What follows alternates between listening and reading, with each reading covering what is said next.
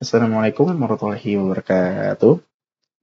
Pada kesempatan kali ini, saya Andik Malu Parakasi dari kelas TIA 23 dengan NIM 230-512-04002 akan menjelaskan sebuah penerapan teknologi keamanan dari salah satu media sosial, yakni Facebook. Yang pertama ada pendahuluan. Media sosial merupakan salah satu hal yang sudah menjadi kebutuhan dalam gaya hidup di masyarakat. Salah satu dari media sosial tersebut adalah Facebook, yang merupakan salah satu media sosial terbesar. Facebook, yang merupakan salah satu media sosial terbesar, tentu mempunyai informasi pribadi dari pengguna dalam jumlah yang sangat banyak. Dan tentu, informasi pribadi pengguna tersebut perlu mereka jaga agar informasi tersebut tidak bocor ke jaring sosial yang akan menyebabkan banyak masalah terhadap pengguna dan Facebook itu sendiri ke depannya. Yang kedua, ada fitur keamanan dalam Facebook. Di sini kita akan melihat apa saja sih fitur keamanan yang terdapat dalam Facebook untuk mengamankan data pribadi dari para pengguna di media sosial Facebook ini. Fitur keamanan dalam Facebook kurang lebih ada beberapa macam. Di antaranya ada grup di Facebook. Yang kedua ada grup konten pribadi. Yang ketiga ada privasi postingan. Yang keempat ada pengembangan postingan. Yang kelima ada pemblokiran akun. Dan kemudian yang terakhir ada verifikasi akun. Di sini kita akan bahas salah satu dari keenam macam fitur keamanan yang terdapat di Facebook. Ada yang pertama, ada grup. Facebook menyediakan opsi 3 grup untuk mengelola grup, yakni publik, teman, dan khusus. Pengguna dapat memilih grup mana saja nih saat mereka membagikan kiriman atau foto apapun itu. Jika ditampilkan untuk grup publik, maka postingan tersebut akan bisa dilihat oleh siapa saja. Jika ditampilkan untuk grup teman, maka postingan tersebut hanya teman saja yang bisa melihatnya. Jika ditampilkan untuk grup khusus, maka postingan tersebut hanya orang-orang terpilih saja yang bisa melihat postingan tersebut. Orang khusus ini misalnya teman-teman tuh hanya ingin mengupload postingan untuk teman dekat saja atau untuk keluarga saja. Jadi bisa di-list untuk orang-orang khusus tersebut agar bisa melihat postingan tersebut. Kemudian ada privasi konten profil. Di sini, pengguna dapat mengatur siapa saja sih yang dapat mengakses informasi dari profil mereka. Pengguna ini dapat mengatur visibilitas informasi pribadi seperti nomor telepon, daerah tempat tinggal, tanggal lahir, dan lain-lain hanya untuk teman dan keluarga. Jadi, privasi konten profil ini bisa dimanfaatkan sebaik mungkin untuk memilah informasi pribadi mana saja yang ingin dibagikan ke publik dan beberapa informasi pribadi apa saja yang ingin ditampilkan untuk ke teman atau keluarga atau bahkan tidak ingin ditampilkan sama sekali. Yang selanjutnya ada privasi postingan. Di sini pengguna dapat mengatur visibilitas postingan mereka agar orang tertentu saja yang dapat melihat postingan dari akun pengguna. Fitur ini berguna untuk mengatur postingan secara rahasia jika ingin postingan tersebut ingin dilihat oleh teman saja atau orang khusus tanpa terlihat oleh orang lain. Jadi misalnya sih teman-teman ingin mengupload sebuah postingan, jadi bisa diatur postingan tersebut untuk teman saja, untuk publik, atau ingin orang khusus seperti teman dekat atau keluarga dan lain sebagainya. Dan ada pengembangan postingan. Di sini, pengguna dapat mengatur postingan yang mereka telah buat jika di dalamnya ada kesalahan informasi. Misalnya, si pengguna ini mengupload informasi dengan judulnya itu typo, atau isinya yang typo, atau mungkin ternyata postingan tersebut ada kesalahan data misalnya. Jadi bisa diubah tuh. Selain itu, fitur ini juga dapat mengubah jenis privasi dari postingan hanya untuk teman saja ketika saat posting terdapat kesalahan pengaturan visibilitas dari postingan tersebut. Seringkali saat mengupload postingan, kita tidak sadar kalau kalau ternyata postingan tersebut visibilitasnya masih untuk publik. Jadi postingan tersebut bisa dilihat oleh siapa saja. Padahal aslinya postingan tersebut ingin kita bagikan untuk teman saja. Jadi postingan tersebut bisa kita edit visibilitasnya jadi teman saja atau menjadi khusus jika memang itu ingin dibagikan ke teman yang lebih dekat atau keluarga atau orang-orang yang udah dalam daftar list khusus tersebut. Kemudian ada pemblokiran akun. Fitur ini berguna untuk memblokir akun lama ataupun baru yang tampak mencurigakan dari aktivitas akun tersebut. Ini dapat mengatasi ancaman dari orang jahat yang ingin mengakses informasi dari akun pengguna dengan cara menjadi teman dari pengguna. Jadi di sini pengguna itu sebenarnya juga harus sadar bahwa tidak bisa sembarangan berteman dengan orang di Facebook. Jadi harus lebih berhati-hati lagi. Karena takutnya di akun tersebut ternyata terdapat aktivitas yang dapat membahayakan data pribadi, seperti di akun tersebut ternyata sering menyebarkan link phishing atau iklan yang menyesatkan dan lain sebagainya. Ini ada verifikasi akun.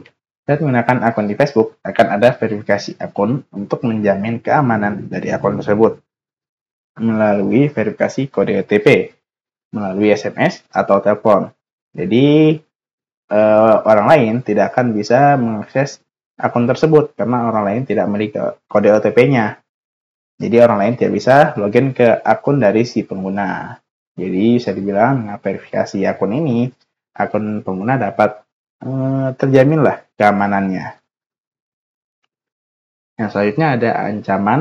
Yang ketiga ada ancaman dan serangan di Facebook. Di sini kita melihat apa saja sih ancaman dan serangan yang terdapat di Facebook. Di sini ada beberapa macam ancaman dan serangan yang terdapat dalam Facebook. Antara lain, dari yang pertama ada ancaman identitas. Yang kedua ada kebocoran informasi pribadi. Yang ketiga ada cross-site scripting, virus, dan worm. Yang keempat ada ancaman dari daftar teman. Kemudian yang kelima ada pencurian kekayaan intelektual. Dan yang keenam ada perubahan yang tidak direncanakan atau berubah tanpa pemberitahuan sebelumnya. Di sini kita akan bahas ke-6-6-nya. Dari yang pertama adalah ancaman identitas. Ancaman ini dapat terjadi karena pengguna mungkin tidak menyadari bahwa pengaturan informasi pribadi pengguna belum diatur visibilitasnya, sehingga informasi tersebut terlihat oleh semua orang yang dapat memudahkan orang yang tidak bertanggung jawab untuk mengambil informasi dari pengguna akun tersebut untuk hal-hal yang dapat merugikan pengguna. Jadi kita juga harus bisa melihat visibilitas yang kita atur itu sebenarnya udah publik, udah ke teman atau ke orang khusus saja untuk menghindari hal ini. Ini ada kebocoran informasi pribadi. Ancaman ini dapat terjadi jika pengguna menerima orang yang tidak dikenal sebagai teman yang akhirnya dapat membocorkan informasi pribadi dari pengguna tersebut. Bukan hanya itu, orang yang tidak dikenal tersebut mungkin saja bisa mengajak teman lainnya bahkan sampai membagikan link phishing ke pengguna dari akun tersebut. Selanjutnya ada cross-site scripting, virus, dan worm. Sebenarnya Facebook itu sendiri rentan terhadap serangan XSS karena adanya aplikasi pihak ketiga. Ini memungkinkan orang yang tidak bertanggung jawab untuk menyerang akun dengan menyuntikkan kode berbahaya ke dalam profil pengguna sehingga memudahkan serangan phishing terhadap akun tersebut. Kemudian ada ancaman dari daftar teman. Tidak menutup kemungkinan ancaman dari daftar teman itu juga bisa terjadi loh. Seperti temannya memberikan postingan link phishing atau semacamnya yang buat informasi pribadi dari pengguna dapat terekspos. Seperti yang sudah saya jelaskan sebelumnya, bahwa kita tuh harus berhati-hati dalam menjalin pertemanan di Facebook karena takutnya aktivitas mencurigakan yang mereka lakukan seperti ini, yaitu memberikan postingan yang sebenarnya dalamnya itu terdapat link phishing dan ternyata beberapa pengguna ini tidak tahu kalau ternyata itu adalah link phishing yang dapat mengekspos data pribadi dari pengguna tersebut. Kemudian ada perubahan yang tidak direncanakan atau berubah tanpa pemberitahuan sebelumnya. Perubahan ini terjadi tanpa pemberitahuan terlebih dahulu kepada pengguna, terutama perubahan terhadap privasi. yang dapat membuat kebocoran data yang tidak disengajakan akibat pengguna yang tidak tahu akan perubahan yang terjadi. Jadi untuk mengatasi hal ini, pengguna itu bisa sering melihat apa saja sih perubahan yang telah terjadi di akun mereka, karena kita tidak tahu apa saja perubahan yang terjadi secara tiba-tiba gitu kan, karena update dari Facebook atau sebagainya. Kemudian ada pencurian kekayaan intelektual. Ancaman ini dapat terjadi karena Facebook adalah tempat di mana para pengguna dapat mengupload foto, video, bahkan musik yang mereka miliki. Kenapa jenis ancaman ini dapat terjadi? Jenis ancaman ini dapat terjadi dari orang yang tidak dikenal, bahkan teman sendiri. Hal ini dapat terjadi karena foto, video, ataupun musik tidak terdapat undang-undang hak cipta yang ketat untuk mengatur hal tersebut. Jadi bisa saja pencurian kekayaan intelektual ini dapat terjadi walaupun teman-teman itu sudah mengatur visibilitas dari foto, video, ataupun musik yang diupload ke Facebook jadi teman saja atau orang khusus saja. Dan yang keempat adalah contoh pengamanan data di Facebook. Di sini kita akan melihat bagaimana sih contoh pengamanan data yang terdapat di dalam Facebook ini. Di sini ada dua gambar. Yang pertama adalah your account is temporarily locked karena adanya sebuah aktivitas mencurigakan.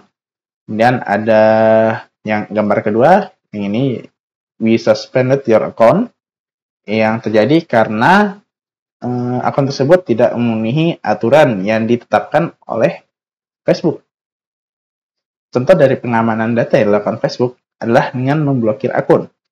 Akun dapat terblokir jika melanggar aturan-aturan yang telah ada dalam Facebook seperti percobaan pencurian data pribadi, buatan akun palsu, dan lain-lain seperti penyebaran link phishing yang sudah sering saya sebutkan sebelumnya, dan lain sebagainya. Itu akunnya akan diblokir seperti gambar kedua ini. We suspended your account. Kemudian di beberapa kondisi akun pengguna itu juga dapat terblokir oleh Facebook jika ada kejanggalan saat login ke dalam akun Facebook, seperti login yang berulang kali atau password yang dimasukkan selalu salah, sehingga Facebook menganggap bahwa hal tersebut tidak wajar. Jadi Facebook memblokir akun tersebut. Seperti gambar pertama, your account is temporarily locked. We have detected suspicious activity on your Facebook account and have temporarily locked it as a security precaution. Jadi di sini adalah langkah pencegahan yang dilakukan oleh Facebook agar data pribadi pengguna yang terdapat di Facebook tersebut tidak diambil oleh orang yang ingin login ke akun dari si pengguna ini. Jadi di sini juga sebenarnya ada peran yang sangat penting dari verifikasi akun. Jadi orang lain tidak bisa sembarangan masuk ke akun yang kita miliki. Jadi ada proteksi tambahan dari si Facebook-nya. Dan selain mengandalkan fitur keamanan data dari Facebook seperti pemblokiran dan lain sebagainya, sebenarnya kita sebagai pengguna itu perlu sadar akan pentingnya keamanan data yang kita miliki ini. Karena jika pengguna itu kurang sadar akan data pribadi yang dimiliki, data tersebut dapat diambil oleh pihak yang tidak berwajib dan dapat menimbulkan masalah bagi pengguna itu sendiri, seperti tidak menerima pertemanan secara sembarangan, mengatur fasilitas data pribadi, dan lain-lain. Jadi, seringkali kebocoran data itu bukan hanya dari Facebook-nya, tapi ya karena kelalaian dari kita sendiri sebagai pengguna Facebook itu. Mungkin karena tidak aware terhadap data pribadi yang tampil di Facebook seperti nomor telepon, tanggal lahir, atau bahkan daerah tempat tinggal gitu kan. Jadi sebenarnya hal-hal tersebut bisa terjadi karena kurangnya kesadaran kita. Jadi penting untuk meningkatkan kesadaran akan keamanan data yang harus dijaga dari Facebook ini. Kesimpulan. Di sini ada tiga kesimpulan. Yang pertama, Facebook telah memberikan berbagai macam fitur keamanan bagi pengguna untuk mengurangi tingkat ancaman. Yang kedua, fitur tersebut terdiri dari grup di Facebook, kayak tadi teman, publik, kemudian khusus, kemudian ada privasi konten pribadi, privasi postingan, pengubahan postingan, pemblokiran akun, dan verifikasi akun melalui kode OTP. Dan yang ketiga dan terakhir adalah salah satu bentuk pengamatan data yang dilakukan Facebook adalah dengan memblokir akun yang memiliki aktivitas mencurigakan. Selain itu, perlu akan adanya kesadaran terhadap informasi pribadi yang dimiliki untuk menjaga data pribadi lebih aman lagi. Sekian yang bisa saya sampaikan tentang keamanan data di media sosial Facebook. Terima kasih atas perhatiannya. Jika ada kesalahan dan kekurangan, mohon dimaafkan. Itu saja. Wassalamualaikum warahmatullahi wabarakatuh.